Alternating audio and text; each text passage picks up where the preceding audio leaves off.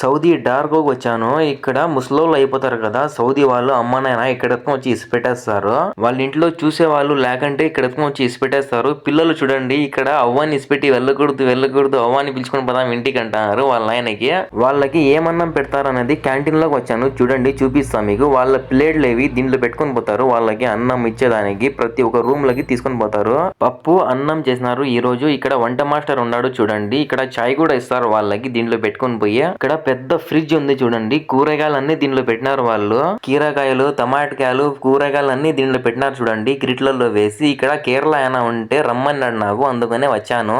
ఒక orange juice అయితే ఇచ్చినాడు నాకు తాగుమని. ఒక ఆయన అన్నం తినలేదంట, ఆయనకి తాపిచ్చేదానికి జ్యూస్ ఎత్తుకొని పోతాడు ఆయన చూడండి. వెనక పక్క చూడండి పెద్దది అడవి మాదిరి ఉంది. ఇక్కడ చెట్లు ఎక్కువ ఉన్నాయి, ఇక్కడ చలి ఎక్కువ ఉంది.